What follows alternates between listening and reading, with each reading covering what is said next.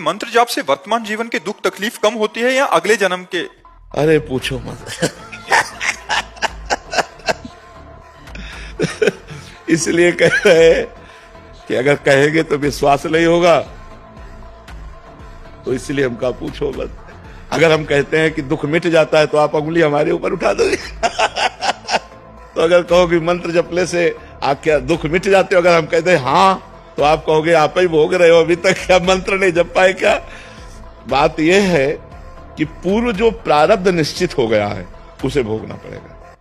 जिसे प्रारब्ध कहते हैं उसे भोगना पड़ता है। जो नया कर्म है और जो पुराने संचित कर्म है, ये दोनों नष्ट हो जाते हैं भजन में। प्रारब्ध नष्ट नहीं होता, प्रारब्ध भोगना पड़ता है। रामकृष्ण परमहंस जी के गले में कैंसर था, बड़े बड़े संतों के शरीर में पीड़ाएं देखी गई। अगर भजन से सब पीड़ा नष्ट हो जाती तो भजन करने वाले को किसी को पीड़ा ही ना मिलती।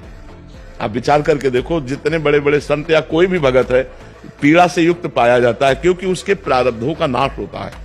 पूर्व संचित कर्म भस्म कर देते हैं भगवान, और क्रियमाण माने वर्तमान में जो हमसे गलती होती है उसे क्षमा कर देंगे। लेकिन जिस समय हमारा शरीर बनाया गया था, उस समय जो रखा गया है कि 20 वर्ष में तुम्हारा हाथ टूट जाएगा, 25 वर्ष में तुम्हारा सर फूटेगा, तुम्हें कैंसर, वो सब होगा, वो सब होगा, चाहे भजन करो या ना करो, उससे कोई फर्क नहीं पड़ता।